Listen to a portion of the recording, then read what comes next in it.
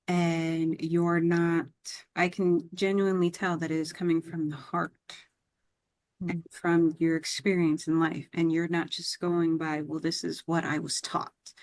This is how, because this is how I was taught and this is what worked for me. Now I'm going to push how I was taught and that worked. Now I'm going to push it onto you. And it's your more of, let me, you're the Oprah. Thank you. Oh my gosh. So yeah, maybe hmm. And you That's are. kind of You funny. really are. You are the Oprah to everyone. You are the, I'm going to hold your hand and we are going to walk through this together and you are going to come out better and stronger than you ever thought. And that is really, truly, honestly, that's what we need in life, especially with all the madness and craziness that's going on in the world.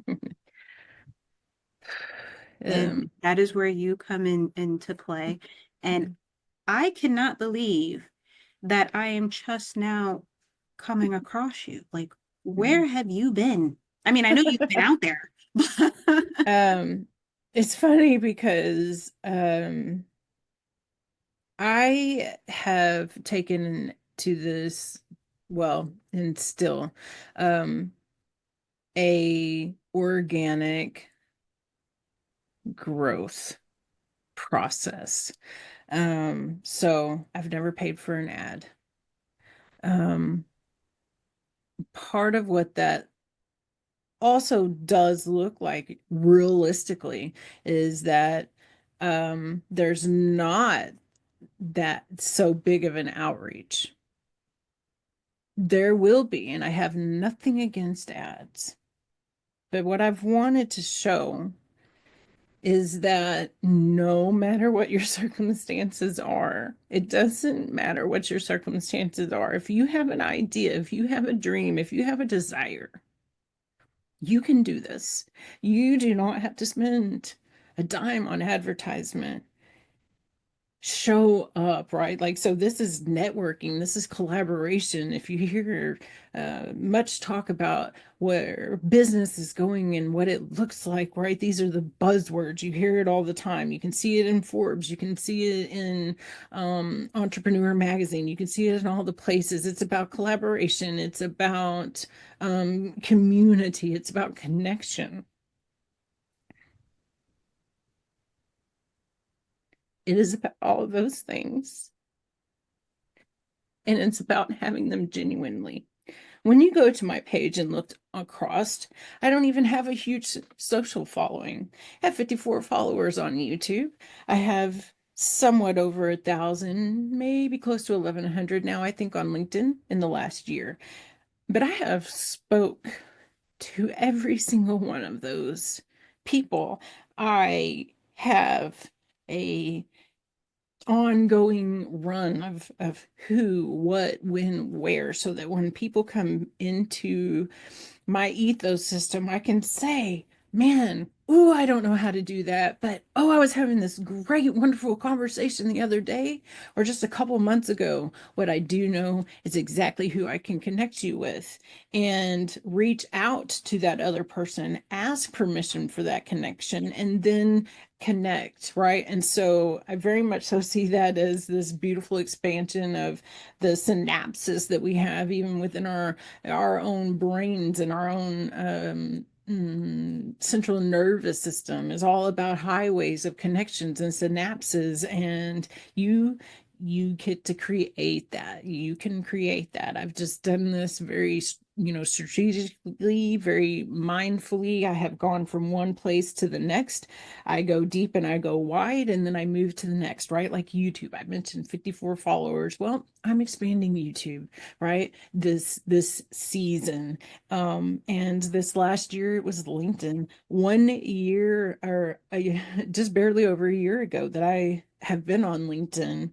I did it 1 week post a 9 hour back surgery that was reconstructing my back, 4 fusions. 1 week after, I launched my business onto LinkedIn.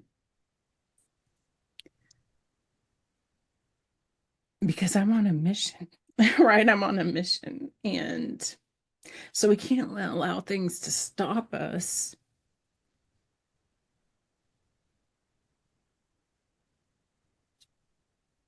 Don't let anything stop you. But that's why, right? So it takes a bit of time. It takes a little bit more strategy. It takes a little bit more pushing. It takes a little bit more going without monetization as quickly as you want. You know, as you might like, and things like that. But when you get there, when you bust out, when you bust through, everything is going to happen to you. Just like when you see like somebody broke into, let's say, I'm trying to think right now, like what was her name? Mm, we hear it all the time with different artists, brands, things like that. And when we're like, oh, they just overnight had this overnight success. The hell they did. It took time. They have been working at that. They have been polishing their craft, as it were, for a long time. Nobody has success overnight. Nobody does. And so there's just everybody has a platform. You have the ability, if you have a phone, and I know you do, and I'll tell you, I've been homeless even, okay? Not for very long, but for about 60 days I was. I kept my phone. I managed to keep myself fed, right? And in that 60 days, I also managed to do things that weren't well for me, like buy cigarettes and do drugs that I was at the time very much so addicted and as an addict, right? What you want, you can achieve. All you have to do is change what you're giving your focus to. Everyone has platforms that are for free. If you can turn on and if your camera don't work, I don't care. Turn it on and just let it be your voice. Let your voice ring. If you can't do that, write. If you can't do that, have somebody else write it for you, right? Like there is nothing that has to stop you from being able to bust free and bring out, birth what it is that's inside of you, because it's you. And you're the only person. You're the only person in the world of 9 billion people that can do that. So part of that may mean being a little unseen for a while, but I know that, like I said, when it's time, and every single time that I break through a new space, it's just like that, right? That it happens. So I told you at the beginning I get really long-winded, and because this is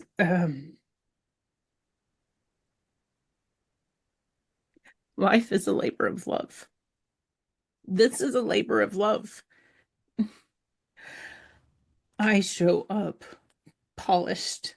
I show up elevated. I show up in my muchness. I show up as avant-garde. I show up to be able to speak about all of what's important to me, to show you that it's possible, because we all have hard lives. We all have it. We all have things that we go through. And I'm not even going to tell you what I consider to be a BS line about it makes you stronger or it makes you wiser. It can, if you, it can. But I believe in a world that we don't have to go through pain. We don't have to suffer.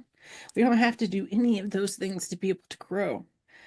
And what that looks like is being open about what it is that we've learned. Don't put your things on some stupid drip system that if you pay me this much, I'm going to share this much with you about what worked for me. And then I'm going to share this extra little set of what I learned. No, you don't have to do that. Please don't do that. Don't be a drip system. Be an open system that knows and understands that the more that we pour out into the world, the more it is that we, as a whole, evolve.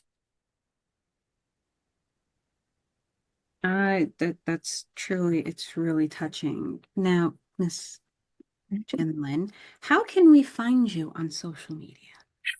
I am kind of everywhere, just not very pronounced, like I said. So you can find me. I am Jenlyn UNBN across my socials, and I am on LinkedIn mostly.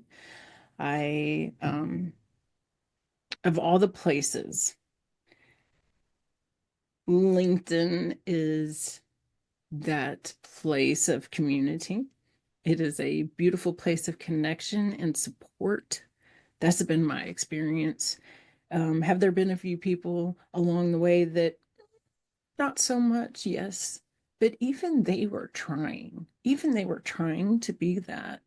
And so it's kind of my favorite place to be. And then, like I said, I last year I threw a whole bunch of things to YouTube, and this year I'm pulling that all out, really doing what it is that I need to do with it. And so I'm also there. The podcast is there, the live streams between both. I do also share things on Facebook and with the link. I just don't do live appearances or anything of that nature anymore. And you can find my website is www.muchness.space. You heard that, everyone. Check out munchness.space. You can also find her on LinkedIn, YouTube, and Facebook. This has been a wonderful episode of the Summit Sessions podcast. And Jenlyn, I want to thank you for your time today. And I look forward to staying connected with you, especially on LinkedIn, because yes, that is an amazing community. Everybody is so supportive, and I have met virtually so many different people, including yourself. I want you all to have a wonderful rest of your day. Until next time. Thank you so much.